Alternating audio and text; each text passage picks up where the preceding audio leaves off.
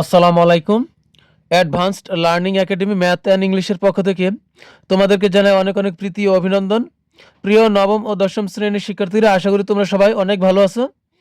আজ সমাধান করব তোমাদের গণিত বইয়ের অনুশীলনী 9.1 ত্রিকোণমিতি এর 24 নং অঙ্কটি আমরা সমাধান করব।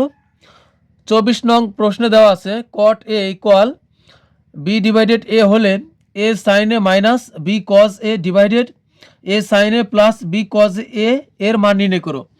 এই অঙ্কটি সমাধান করার জন্য প্রথমে আমরা আগে লিখব আমাদের দেওয়া আছে কি cot a equal b divided a। তা আমরা এটা লিখলাম। তা আমরা একটা জিনিস জানি, আমরা জানি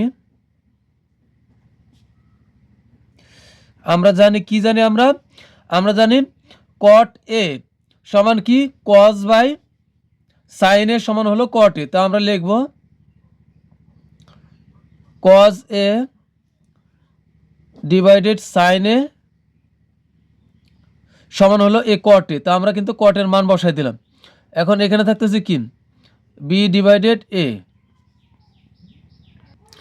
এখন আমরা এই লব ও হরকে আমরা ব্যস্তকরণ করব। ব্যস্তকরণ মানে কি? ব্যস্তকরণ মানে হলো উভয় পাশে উল্টে যাওয়া, মানে এই হরগুলো উপরে চলে যাবে আর লবগুলো নিচে চলে আসবে, এটার নাম হলো ব্যস্তকরণ। তা আমরা ব্যস্তকরণ করব। তা আমরা বা দিয়ে করব, যেহেতু লাইনের ভিতরে সমান চিহ্ন আছে। ব্যস্তকরণ করলে আমাদের সাইন এ চলে যাবে উপরে, নিচে চলে আসবে হলো কজ এ। একইভাবে ওই পাশেও এ চলে যাবে উপরে, বি আসবে নিচে। তা আমরা লিখে দেব ব্যস্তকরণ করে। তো আমরা লিখে দিলাম যে ব্যস্তকরণ করে কি করলাম, লব চলে গেল নিচে আর হর চলে গেল উপরে, মানে উল্টে যাওয়া। তো এটা হলো ব্যস্তকরণ করে। এখন আমরা উভয় পক্ষে একটা কাজ করব। এ পাশে কি আছে এ বি, আমরা উভয় পক্ষে এ বি দ্বারা গুণ এ পাশে কি আছে এ ডিভাইডেড বি আছে আমরা উভয় পক্ষে এ ডিভাইডেড বি দ্বারা উভয় পক্ষে আমরা গুণ করব। তো এখানে আছে কি সাইন এ আছে, এখানে নিচে কজ এ আছে। আমরা কি করলাম, আমরা এ ভাগ বি দ্বারা গুণ করলাম উভয় পক্ষে। এ পাশও এ ভাগ বি তো আগে থেকে আছে, তা আমরা আবার নতুন করে এ ভাগ বি দ্বারা আমরা গুণ করলাম। তা আমরা লিখব উভয় পক্ষে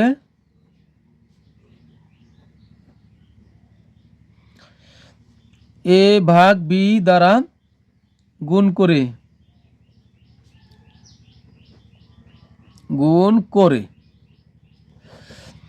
এবার আমরা যদি উপরে উপরে গুণ করি তাহলে কি হবে এ সাইন এ,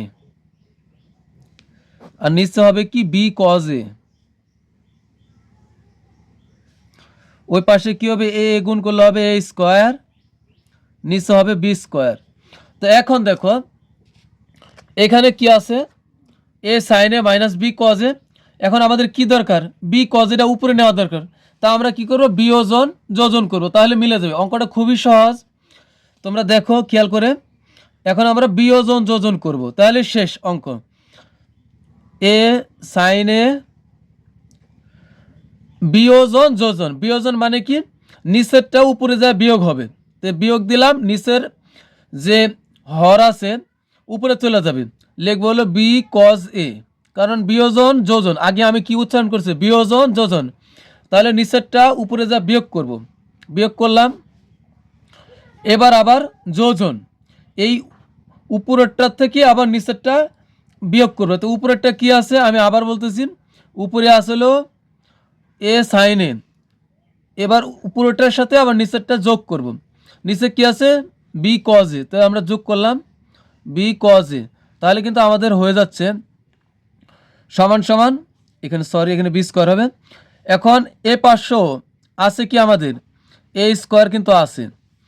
এখন বলছি বিয়োজন যোজন করব, তাহলে নিচেরটা উপরে চলে যাবে, এ উপরে আসে বি স্কোয়ার বিয়োজন হয়ে যাবে। আবার কি হবে এই উপরেরটা থেকে আবার নিচেরটা আবার কি হবে, উপরেরটার সাথে আবার নিচেরটা যোগ হবে। তো উপরে আছে কি আমাদের এ স্কোয়ার, এর সাথে আবার আমাদের নিচে আছে কি বি স্কোয়ার। তা আমরা এটা আবার যোগ করব, তাহলে এটাই কিন্তু আমাদের অ্যান্সার। তো আমি আবার একবার তোমাদেরকে পুনরাবৃত্তি করছি, খেয়াল করো। আমরা প্রথমে আগে লিখছি কি, দেওয়া আছে আমাদের, দেওয়া আছে হলো cot a সমান b ভাগ a। তা আমরা জানি cot সমান কি, cot সমান হলো cos a ভাগ sin a। এটা cot এর স্পেশাল কিন্তু সূত্র। cot সমান হলো cos বাই sin। তো আমরা লিখব cot a, যেহেতু এখানে a আছে তাহলে লিখব cos a ভাগ sin a। আমরা জানি cot a সমান হলো cos a ভাগ sin a। এর পাশে কিন্তু যা আছে তাই লিখলাম। এবার ব্যস্তকরণ করলাম। ব্যস্তকরণ মানে কি হলো, ব্যস্তকরণ মানে হলো এটা উল্টে যাবে, নিচে যা আছে এটা উপরে চলে যাবে উভয় পক্ষেই, আবার উপরে যা আছে তা নিচে চলে আসবে। তো এখানে আছে নিচে সাইন এ, এখানে চলে গেছে সাইন এ উপরে, কজ এ নিচে চলে আসলো, এখানে নিচে এ ছিল উপরে চলে গেছে, এ আর বি চলে আসলো নিচে। তো এটাকে আমরা কি বলবো গণিতের ভাষায়, এটা হলো ব্যস্তকরণ।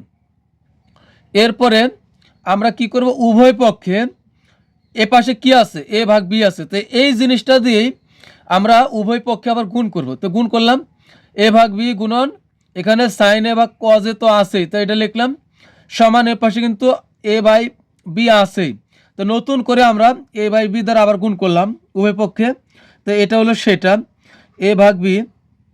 এখন আমরা উপরে যদি এটার সাথে গুণ করি এ বাই সাইন, নিচে হবে না সরি এ সাইন এ, আর বি দ্বারা কজ এ কে গুণ করলে হবে বি কজ এ।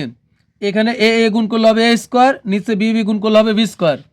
এখন আমরা শুধু এ অঙ্ক মিলানোর জন্য, আমাদের তো এ খণ্ড কিন্তু আছেই, এখানে কিন্তু আমাদের আছেই প্রথম অংশটা, কিন্তু এখন আমাদের B minus B cos A লাগবে। এটা কোথায় পাবো, এটা আমার এই অঙ্কের নিচে আছে, তাই এটা আমি উপরে নিয়ে যাব। উপরে নিয়ে কি করব, বিয়োগ করব। বিয়োগ মানে কি বিয়োজন, তা আমরা এখন কি করলাম, বিয়োজন করলাম। বিয়োজন মানে কি হবে, ভালো করে শোনো, বিয়োজন যোজন, কথা আগে উচ্চারণ করলাম বিয়োজন। এই জন্য আগে নিচে যা আছে এটা উপরে বিয়োগ হবে। তো উপরে আগের থেকে আছে এ সাইনে, নিচেরটা যায় উপরে বিয়োগ হলো মাইনাস বি কজেন। এবার যোজন, যোজন মানে উপরেরটা যা আছে তাই থাকবে, আবার এর সাথে আমরা নিচেরটা আবার যোগ করছি। তার মানে কি বুঝলাম, উপরেরটার কোনো পরিবর্তন নাই, উপরে যে লব আছে এ সাইনের কোনো পরিবর্তন নাই।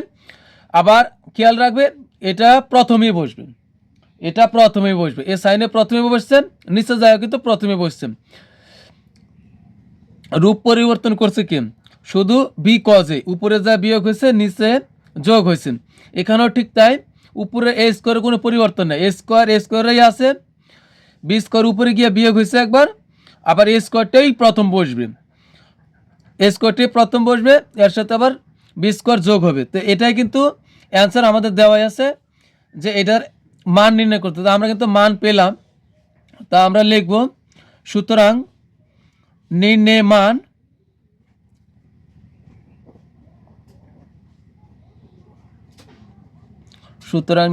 মান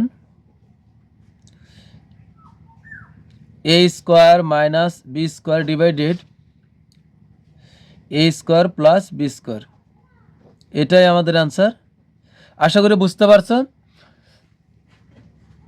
তো পরবর্তীতে আমাদের আরও একটি সৃজনশীল আছে, সেটা আমরা সমাধান করব পরবর্তী ক্লাসে। সবাই ভালো থাকবে, আল্লাহ হাফিজ।